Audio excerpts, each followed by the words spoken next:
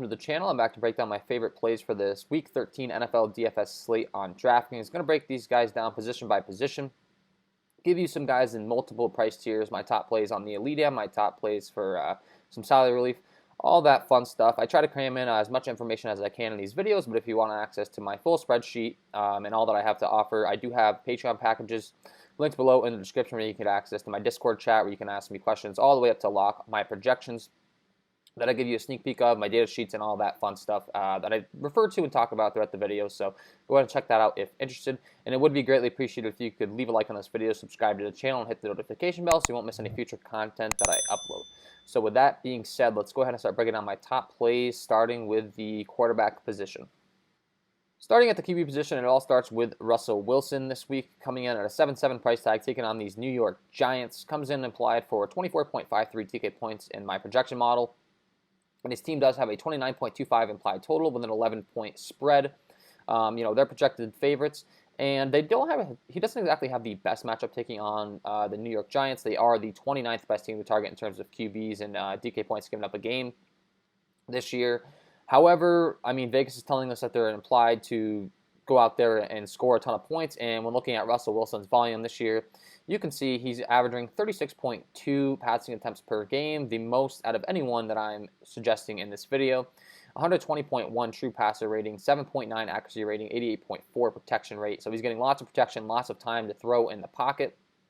And he's averaging 4.8 air yards per attempt, throwing the ball down the field, 173.7 air yards a game, and 58 red zone attempts with a 72.4 red zone completion percentage, on top of 45 deep balls. So he's throwing the ball often, he's throwing the ball deep, and he's getting the work in the red zone. The only thing I would warn, I guess, is that he is, the top priced QB on the slate, and he does have to take on the New York Giants, who haven't been the best matchup, but Vegas is backing him up. They're expected to score a ton of points.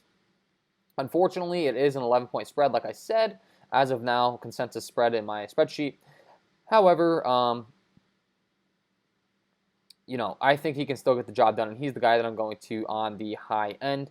The only thing you have to worry about, of course, is if they get out with a big lead and they just keep running the ball, because that's going to limit his upside, which we would hate to see that. But Russell Wilson, definitely my top guy, grading out as a great value in my projection model on the top end.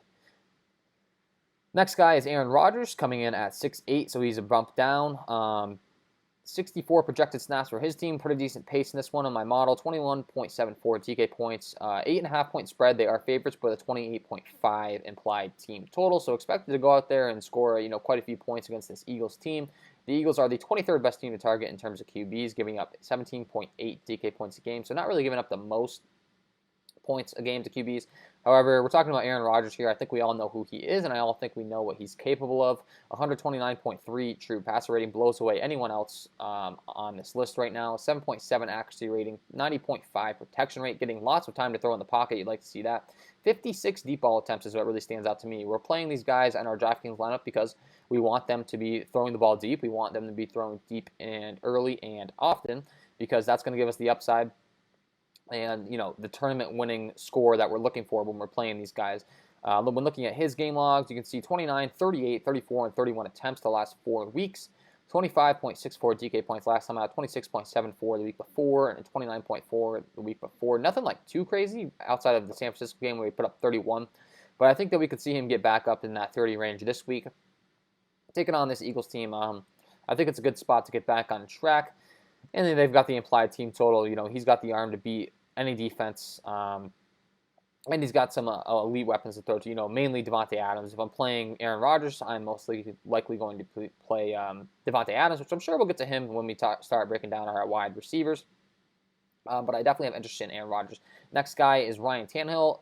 I have a lot of interest in this Tennessee-Cleveland game, just because the way it lines up, it's looking like there's going to be a ton of points scored in this one, and all these guys are priced pretty respectively. So starts with Ryan Tannehill at 6'2", 5.5 point spread in favor of his team, and a 53 over/under with a 29.25 implied total for their team to score. So expected to put up a lot of points in this one. And looking at the Cleveland Browns and how they fared against QBs, they are the 9th best team to target in terms of QBs. It doesn't really scare me off him and how Tannehill has been involved in the offense. 31.2 pass attempts per game, not bad, but not the best. But we can deal with that with this price tag. 7.6 accuracy rating, 4.5 air yards per attempt, and a 69.6% red zone completion with 46 red zone attempts. So he's getting a lot of work in the red zone, which is a little ironic because when you have a workhorse running back like Derrick Henry, you would think, oh, he might lose some of his throws in the red zone. But when they get inside the 20, they actually are throwing quite a bit. So that doesn't really scare me off him. Of course, Derrick Henry could be the guy that has the big game and robs the fantasy points away from Ryan Tannehill. But I kind of like playing Ryan Tannehill this week and fading Derrick Henry. I think it's going to be something that's a little more on the contrarian side, and I think you could give you the upside you need to win in tournaments while fading someone that's a little more popular and then getting in a Ryan Tannehill. 22, 31, 27, and 21 attempts his last 4 games. But like I said, I expect this one to be a shootout, and I expect Ryan Tannehill to have a pretty big game in this one. So I'm pretty high on him. He grades out well in my projection model. And then I have 2 more guys that I want to talk about with you guys. Well, 3 more guys, actually, because we do have a QB returning in Sam Darnold, so I don't want to forget about him because he's someone I'm going to talk about. But Cam Newton, 5'8" on DraftKings this week. I have this game projected for a pretty high pace. 68 projected snaps for him, 72 projected snaps for the opponent. So I'm expecting this game to be, higher scoring than the over-under indicates. 46.5 over-under. I actually think that's going to top it this week, and I do think that Cam Newton grades out as a great value in my model based on his price tag and the volume in his offense. Taking on this Chargers team at only 5'8". The Chargers are the 8th best team to target, so I'm not really scared about them limiting Cam, even though he hasn't had the best arm, of course. He's more of a QB that gets it done on the ground with his legs, but 52.9 pressured completion percentage when he's getting pressured. That stands out to me, even though he's not getting the best protection with an 81.8 protection rate from his O-line. But his air yards per attempt are good, 4 air yards per attempt. And he's got 62.5 deep ball completion percentage. The only problem is he's not going deep too much. He's only trying to throw deep 16 times in the year, which is kind of scary when you think about it. But it really comes down to the price tag. It comes down to the volume I expect him to get in this game. And, of course, the Vegas line doesn't hurt our chances either with him. The only problem is whether he's actually going to play. He is listed as questionable, but we probably won't get that news until a little before 4 o'clock. So it's going to be interesting to see. But they're saying that he remains in line to start. And I'm guessing he'll most likely be in. It's just a questionable tag that they have to throw in there in case there's some setbacks or something. But 18 attempts last week, 40 attempts in week 11, and 35 attempts in week 9. I think we could see something similar to that in this one. And like I said, the matchup doesn't really scare me, so I think Cam Newton is an interesting place to go this week. And the last 2, Baker Mayfield in that same game taking on Tennessee. He gets an even better matchup taking on the Tennessee Titans because they are the 5th best team to target in terms of QB. So I think that this could be an interesting shootout game. The only thing that we'd have to pay attention to when looking at my play calling pace chart that I always like to look at, as far as how these offenses are play calling and what plays they're calling. The Cleveland Browns are running a tremendous amount. 53.4% of the time they're running compared to a 46.6% in the pass game. And then looking at the Tennessee Titans, we can see that they are kind of similar in that sense, 51.5% run plays and 48.5 pass plays. So not passing quite as much as other offenses around the league. So that's a little bit of a disclaimer there as far as, targeting these guys. However, I think the price tags are wrapped into that. And we have to play guys with price tags, and we have to decide if they're worth their price tag. And that's where Baker and Tannehill draw some interest from me because I think they're too cheap for this game. At 53 over under, I do think they can go out and get it. I already explained that I like Tannehill. And then lastly, Sam Darnold expected to come back this week at a 5K price tag on DraftKings. A QB that I think is much better than a 5K price tag. So I think it's a great time to jump on him. And after we have seen one game from him since he's came back, so I should correct myself in that sense. He's not coming back fresh this week. For the first week, he's actually got one under his belt, which we like to see even more because he's been out there. He's going to get more comfortable. He only put up 6.78 DK points last week, and I do think he's in a good spot to rebound this week because he's taking on the Las Vegas Raiders. Looking at the line, they're 8.5-point underdogs, so he should be throwing a lot to try to come back in this game. And I do think his weapons are priced quite appropriately as well. And the Raiders aren't exactly the most fearful team, or team that I fear the most, because they're giving up 19.6 DK points a game, the 10th best team to target on my QB matchup chart. And I definitely do like Sam Darnold this week. I mean, dealing with limited sample size, but he hasn't had the best stats in the year, I will mention. 86.2 air yards a game, 15 deep ball attempts, 15 red zone attempts, not really getting a lot of work. So as far as, his stats on the year, they're looking real bad, but his price tag is factored in. He's the cheapest guy that I'm mentioning to target this week. He's only 5K, and I do think that he's a valid option that's going to go low and could give you some high upside. So, he's a good tournament option in my opinion, and feel free to get him in your lineups. Let's go ahead and start breaking down some running backs. Moving on to the running back position this week, it all starts with Dalvin Cook at the top end at 9.5 on DraftKings. Not exactly projected to be a high snap game for his team, but his team does come in with a 30.5 implied total and a 10-point spread, so that means they're most likely going to get ahead in this game, and when that happens, they're going to be feeding Dalvin Cook the ball, and he does get to take on the Jacksonville Jaguars this week, who isn't exactly they aren't exactly the best team against running backs. The 5th best team to target in terms of running backs, giving up 27.5 DK points a game to running backs. And then when you factor in Dalvin Cook's workload on the year, it all just comes together. 75% snap share. He's out there on the field for a lot of snaps. You love to see that. 31.4 juke rate, 71 evaded tackles. He's created 493 yards, 54.8 yards created per game, and he's got 8 breakaway runs with a 4 breakaway run rate. So, I mean, this guy has just been absolutely beasting and feasting all year long. And I don't expect it to stop here because he's got the matchup, he's got the game script, they're expected to win this one, he's going to get the ball often. It all kind of matches up. And then last week he put up a big dud, which might lower his ownership. This week he only put up 11 DK points, so, some people might be stung by that. He has practiced fully. Doesn't look like the injury is slowing him down. I think he'll have a big bounce back this week, and we've seen the upside this guy's displayed in good matchups. The Detroit Lions, literally the best matchup you could have for running backs, I will mention. However, 42.2 DK points, and then they put up 51.6 DK points the week before that. That's the kind of upside you're talking about when it comes to Dalvin Cook. He is priced up a lot more than he was when we were paying for him at that time. He was only 7.5. Now he's up to 9.5, but I do think that it's well warranted. And he's the guy that I'm starting with on the top end if I'm playing an expensive running back. Next on the list is Derrick Henry. I already mentioned in this game, I do think I have some interest in fading Derrick Henry and playing some Ryan Tannehill in the passing game. Thinking that they could take away some of Henry's volume. But if I'm not going there, I'm going to Henry because, obviously if it's not going through Tannehill, it's going through Henry on the ground. So 9-2, guy's an absolute beast. 53 over-under, 29.25 implied total for his team.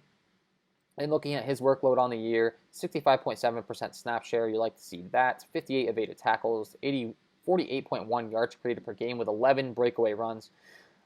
Doing a lot of very impressive stuff out there.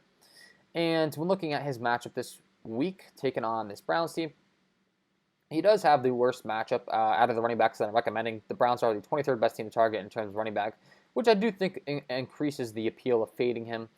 But it's not that I don't think Derrick Henry is going to get there. I have him projected for 21.64 DK points, as a base projection, which is pretty impressive.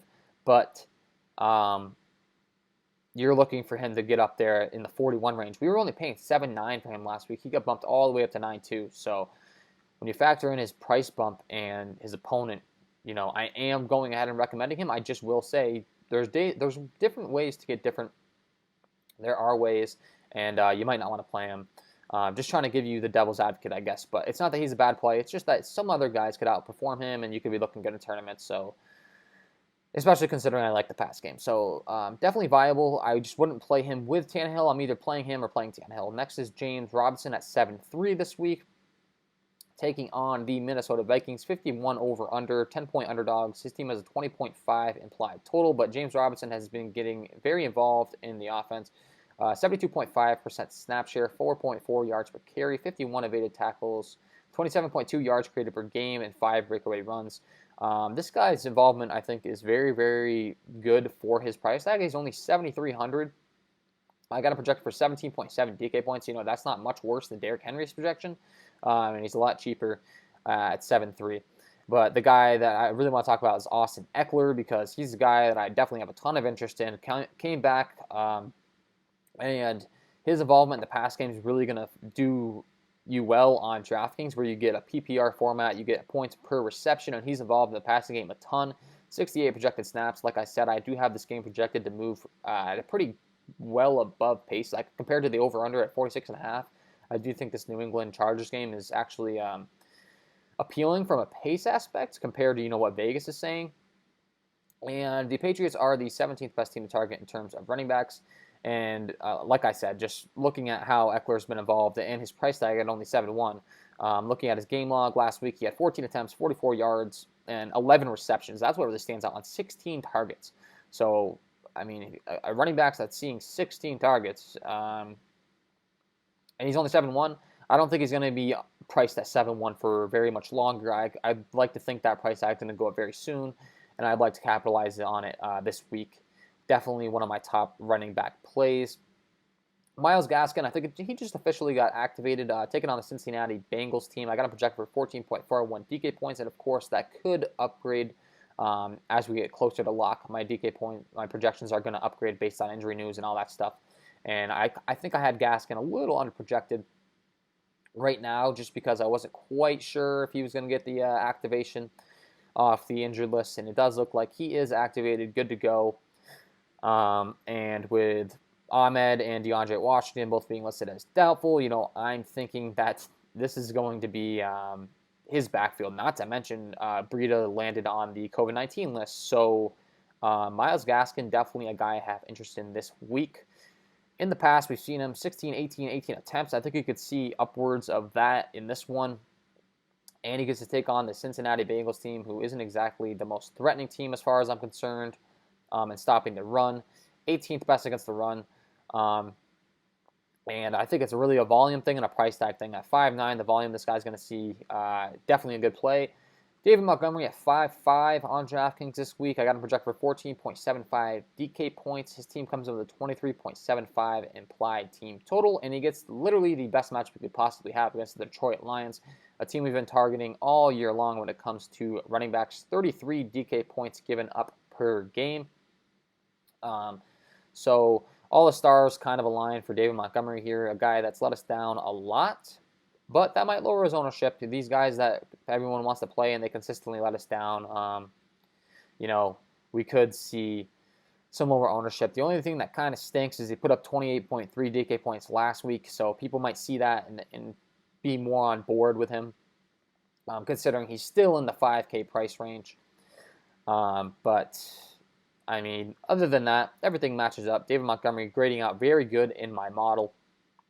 Right next to Myles Gaskin. Both of those guys in the 5K range I have a lot of interest in. Nyheim Hines for the Indianapolis Colts. Taking on the Houston Texans this week. Comes in at 5'3", a guy that's very involved in the passing game. His team comes in with a 27.25 implied team total. And when looking at his overall involvement, you can see he's only playing on 35.7% of his team's snaps, but it's really the targets he receives. And in the PPR format on DraftKings, he's a guy that can definitely pay off his price tag, because when he gets down in the red zone and he's getting those targets in the air and he's getting in the end zone, his upside is very high. 10 targets, 4 targets, 6 targets, 3 targets. He had 17.5 DK points last week. Only thing that sucks is he got bumped up from 4.6 to now 5.3. I wish he was kind of still down in that 4K range, but the upside we've seen, he can definitely still pay off that price tag.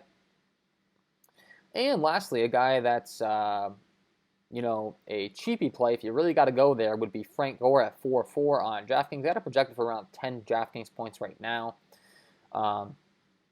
And he's a guy, we've only seen him play on 44.4% of the snaps when he's activated, and hasn't really been getting a lot of volume. So this is strictly a price tag play, and if you really want to get contrarian and trying to be sneaky, I do think he's a viable play this week. Is he one of my top plays? No, but he did rush 18 times last week with Perrine out. And I think we could see a similar workload from him this week. He had 11.6 DK points, 15 the week before, and he's still only in the 4K range. So it's really a price tag thing. And looking at his matchup against these Raiders this week, you can see they are the 4th best team to target in terms of running backs. So 28 DK points given up the game. You look at the price tag, you look at the volume. Yeah, I think you could squeeze out a pretty good score for you there if you want to pay up at the wide receiver position or at the tight end position or something like that and throw in a cheap guy in Frank Gore. So those are my top running backs this week. Let's go ahead and start moving on to the wide receiver position. Moving on to the wide receiver position at the top. If I'm paying up for someone, it all starts with Davante Adams taking on this Philadelphia Eagles team this week. Comes with a $9K price tag. I already mentioned his involvement in the Green Bay offense and my interest in Aaron Rodgers this week, and they do have a 28.5 implied total. And Davante Adams just very involved in this offense. The guy's workload is ridiculous, really. 85.6 snap share percentage when he's activated, 85.6% of the snaps, 90 targets. He's got a 33.2% target share percentage in this offense. That's absolutely elite. That's a third of the offense's targets are going his way. That's just ridiculous. 102.1 air yards per game, a 91.9 true catch rate. I think we all know he's got good hands, but he has 15 red zone targets as well with 6 end zone targets. So Davante Adams is the full package. I think if you look at his game logs, the story will kind of tell itself, so to speak, because the numbers are there. It's kind of obvious, but at a 9K price tag, he is the most expensive, and he's the most expensive for good reason because 9 targets, 12 targets, 12 targets. He had put up 36 and 30 DK points back-to-back weeks on top of a 47-point performance, 3 weeks in a row, and then he's kind of come back down to earth recently, and his price tag actually went up from 8 to 9K, not performing quite as well, which, if anything, like I always talk about ownership, if people are going to look at that and not want to play him, I'm perfectly fine with that because I can promise you one thing, I will be playing him this week, taking on this Philadelphia Eagles team, who, when looking at my wide receiver matchup chart, are the 19th best team to target in terms of wide receivers, but once again, I think the guy is pretty much matchup proof. Not too worried about it. And I will definitely have interest in him this week on the top end. The next guy I want to talk about is DK Metcalf, coming in at 8-2 on DraftKings this week, taking on the New York Giants. Looking at his involvement in the offense, he has played on 100% of snaps so far in the year, which is craziness. 14.6 average target distance, so he's getting down the field. 18 yards per reception. You love to see that because we want the upside. When we're looking in this mid-range, guys, this is, like I always said, if you want to access the full sheet, you can get it linked below in my Patreon package where you can get access to the sheet and see every single player. But this little second section in here, we're looking at yards per reception, we're looking at yards per target, and yards down the field. That's where you get into the upside category, and DK Metcalf has a ton of upside. 112.7 air yards per game, 23.5 air yards per reception, and 10 red zone targets. So the guy's a complete package. He's getting it done in the red zone. He's getting it done as far as getting targeted downfield. And he has to take on the New York Giants team this week, but they do have a high implied total. He put up 30.7 DK points last week against Philly. I think we can see something similar to that this week, and I definitely have interest in him. On the high end, A.J. Brown in this Cleveland game, Tennessee game, he's my number one option as far as stacking up with Tannehill. I love him at the 7-6 price tag, grading out as a very good value in my model. 29.5 implied team total. And yeah, it all matches up for A.J. Brown. Definitely have interest in him. Seeing the air yards per target, seeing it all really. 14.9 yards per reception, 15 contested targets. So as far as any contested stuff's concerned, you can go up and get it. And then 10 red zone targets. Complete package. He's my third guy that I'm going to this week. And when looking at his game logs, and kind of how he's fared as of late, you can see the last 4 weeks he's got 25.8 DK points, 16.2, 3, and 23. So nothing too crazy. But I think that we could see a big game from him in this one. So I definitely like him. Justin Jefferson's a guy that I've been promoting every single week, and they just refuse to give him a bump in price. He's priced at 6.9 this week. It's just too cheap. I talk about him every single week because of the targets he's getting down the field. When you're looking at this little zone that I just talked about, 14.4 yards per target, 18.8 yards per reception, 14.1 average target distance, 91.8 true catch rate. Only thing he doesn't have is the red zone share, unfortunately, but that's because he's getting all of his DK points, on those deep balls, which we don't mind when you're talking about his price tag. He's only 6'9". We're not paying a 9K price tag like Davante Adams or someone else. We're paying 6'9" for this guy, and his upside is just tremendous. 26, 17, 24 DK points the last 3 weeks. I like him again in this one. And he's taking on the Jaguars, who, when looking at a wide receiver matchup chart, are the 8th best team target in terms of wide receivers. Matchup doesn't scare me, giving up 40.2 DK points a game to wideouts. Like him, I like Allen Robinson for the Chicago Bears taking on Detroit this week. Comes in at a 6-7 price tag. I got him projected for 16.82 GK points in my model. 44.5 over under on this one. Only 23.75 in plea total for him, or his team, I should say. And 90.1 snap share percentage, 24.6 target share percentage of the offense. He's getting involved in a big way. 100.4 air yards per game, which is up there. And then he's got 26 contested targets with 11 contested catches.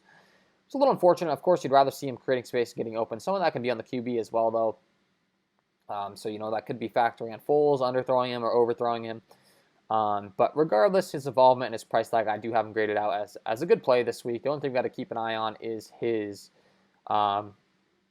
activation status. But he is expected to play on Sunday with the latest report. So I expect him to be out there on the field, and I definitely have interest in him this week.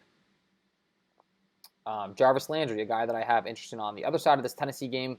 If I'm stacking up the Tennessee wide receivers and A.J. Brown and Corey Davis, who I do have mentioned as well, I have interest in both of these guys.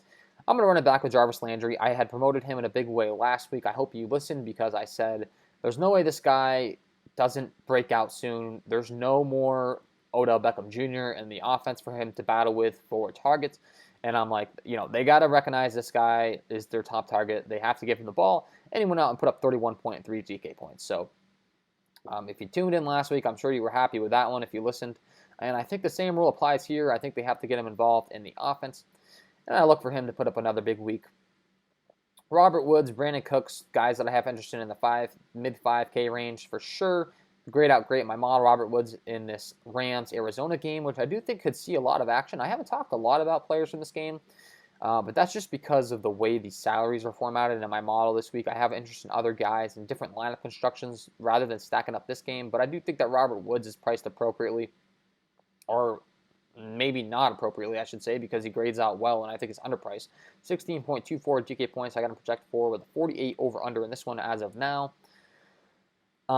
Definitely have interest in Woods. And then if I'm going on the cheap end, I have some interest in the Indianapolis Colts wideouts this week in Michael Pittman Jr. and T.Y. Hilton taking on the Houston Texans. Houston Texans is how they fared against wide receivers. They're the 11th best team to target.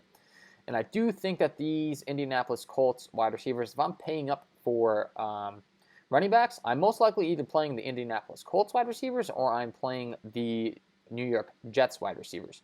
So it's really these four guys that I have interest in on the low end at the wide receiver position. It's Michael Pittman, T.Y. Hilton, Denzel Mims, and Rashad Perriman, 4.9, 4.3, and 4.1.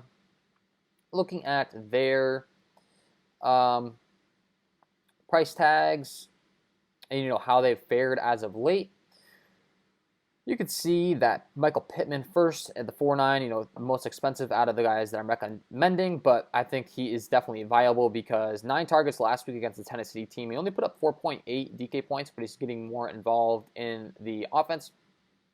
And we've seen upside in 15 and 22 DK points from him the 2 weeks before, so I like him at 4.9. He's the first guy I'm starting with. Second guy is another wide receiver on this team in T.Y. Hilton, a guy that has been very, very underwhelming this year, but we did see him finally get on track last week and, put up a more of a T.Y. Hilton-like score, 18 DK points last week. Maybe that'll give him more traction this week, but I don't really care, to be honest. I think he's in a good matchup, and I think he's too underpriced. Definitely have interest in him. And then I had mentioned, playing some Sam Darnold this week possibly, and if I'm playing him, I'm stacking him up with Denzel Mims first. 8 targets last week, 10.7 DK points. If you can find the end zone, that's going to more than pay off at a 4-1 price tag on DraftKings. And on the other end, I'm playing Rashad Perriman for the New York Jets. 8 targets last week, 79 yards, 11.9 DK points. Same thing. I think these guys have a ton of upside for their price tags, and I do think that they are viable plays this week. So those are my top plays at the wide receiver position. Let's go ahead and move on to the tight ends. Moving on to the tight end position, I'm going to make this one quick and easy because it's really narrowed in my player pool as far as tight ends are concerned this week. It's kind of obvious the way my projections are grading out and who I like, as well as who's getting the targets and who is most viable this week. So on the top end, I'll start with Darren Waller, a guy that's a good play every single week because he's practically a wide receiver that plays the tight end position. Looking at his involvement in this offense, it is very good. He's constantly getting targeted. He's getting targeted in the red zone. He's getting targeted downfield. He's got it all. He's a 91.3 snap share percentage, 28.1 target share percentage in the offense, 54.1 air yards per game, and he's got 17 red zone targets. So if that doesn't say play this guy, I don't know what does. All starts with him at the top. Next is TJ Hawkinson right there with him at a 5K price tag, 11.29 DK points for me this week. Same type of story with him. He's getting the targets. He's involved. He's got the matchup. Really, everything kind of matches up. And he's got 13 red zone targets, so you love to see that. 10.2 yards per reception actually tops Darren Waller. And, yeah, he's definitely the next guy that I'm going to. And then the next three comes on the price tags, comes out of the matchups. But Dallas Goedert, Kyle Rudolph, Anthony Firkser. If I'm rounding out my Tennessee stacks, I do like him. I like Kyle Rudolph at only 3.4. I think his involvement in the offense warrants a higher price tag than that. And all these guys have some pretty good matchups, really. Looking at my tight end matchup chart, we can see that the Bears are the second best team to target, the Browns are the 4th, the Jets are the 6th, the Jags are the 8th, and the Packers are the 28th. So the only guy that I'm really recommending that has, a tough projection taking on the Packers or a tough matchup is Dallas Goedert for the Eagles. But I do think his price tag, he can still pay that off. These other guys, they all have great matchups. They're all priced great. And, I think their involvement in the offense warrants their price tags, each and every single one of them. And then don't forget, when it comes to, Firkser, Jonnu Smith is out. So, that's why I'm higher on him than I typically would be. I do think that we could see his target share go up with Smith being out in this one.